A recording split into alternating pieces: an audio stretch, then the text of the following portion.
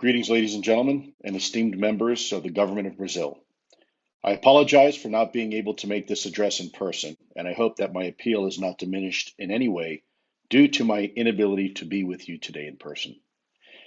My name is Luis Elizondo, and I'm a career intelligence officer with the United States government. From 2008 to 2017, I had the privilege to participate in a small but significant program within the Pentagon, focusing on the collection of UFO data. In 2010, I was asked to lead the overall effort, which later became a small footnote to my country's history involving the dedicated study of this phenomenon. It was during this time that it became very evident to all of us involved in the project that our military was encountering a technology that far exceeded our own capabilities. Furthermore, it was abundantly clear that this technology had the ability to gain access to our controlled airspace and once more perform in ways that was unimaginable and yet verifiable by some of our most sophisticated weapon platforms and data collection techniques. On a regular and routine basis, our military equities were coming face to face with these technologies, perplexing our military eyewitnesses and stymieing our best efforts to understand the unique performance characteristics. Furthermore, of critical concern was the apparent interest this phenomenon has with our nuclear technologies, including power generation, weapon systems, and propulsion. Recently, elected officials in my country have decided the evidence was too overwhelming to ignore and called upon our defense and intelligence communities to participate in a public hearing, of which I suspect many more will follow. The result of the hearing was simple and yet astonishing. One, UFOs are real. Two, UFOs most likely represent a real technology. And three, UFOs are considered a national interest for the United States. Further reinforcing this new priority is the requirement for our defense and intelligence communities to work with partner nations and allies.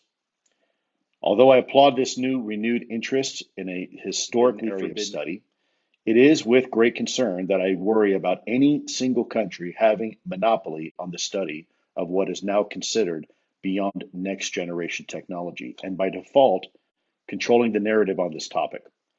This is precisely the mindset that has relegated this legitimate study of this topic to fringe and pseudoscience for the last 70 years. Ladies and gentlemen, today I speak to you not as a former intelligence officer, not as a representative of the US government, and not as a UFO expert. Today, I appeal to you as an ordinary citizen of the world, as your brother, your father, your son, pleading you take this topic seriously and to do what is necessary, not just for your constituents, but for every person on the planet. Today, you have a rare opportunity that comes only once in a lifetime. Today, I ask you seriously consider the establishment of a Brazilian government-sponsored UFO program that includes scientists and academics. The time has come to remove conspiracy theory and replace it with quantum theory. Remove stigma and replace it with academia.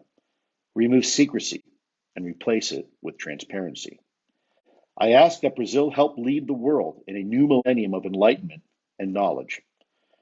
I dream that one day Brazil may sit amongst friends, perhaps at the United Nations or perhaps even in San Marino, and help usher in a new era of understanding.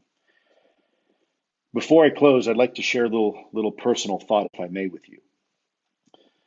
You are in a very rare opportunity right now as leaders for Brazil.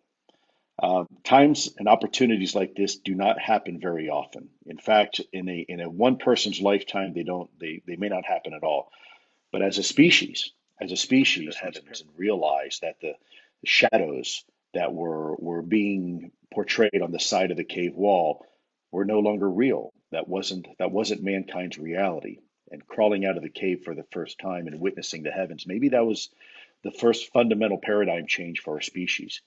Perhaps the second time was when mankind struck two stones together and created a spark, and that spark then led to fire, and that fire illuminated the darkness for which man was scared at one time, and now man could now roam freely in the night, illuminating the darkness. And perhaps the last time mankind came to some sort of paradigm moment like this for our species was when two people were standing on a sandy beach, and one person looks to the other and says, "I'm going to sail over that horizon." And of course, the other person said, "No, you don't want to do that because you'll fall off the earth. And in fact, there are sea monsters out there. There's giant kraken, and they will destroy your ship."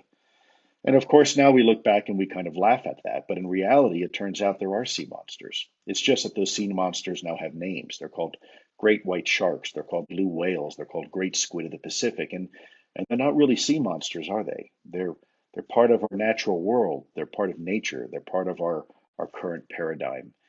And so perhaps with this topic, this is yet just another paradigm moment. Perhaps we as a species are standing yet on another sandy beach and we're looking at the horizon one more time and we're about to sail over that horizon together. I would submit to you that change is a very necessary and very healthy part of our species evolution. And I believe we may be at the precipice yet again of another paradigm moment for our species. In closing, I'd like to thank you for allowing me to speak with you today, and thank you truly and humbly for your attention to this most important matter. Again, please forgive me for not being here in person, but I am here with you in spirit, and I sincerely hope that you can do what's necessary to help propel this topic forward. Please make no mistake, you are on the right side of history with this conversation. Thank you, and God bless.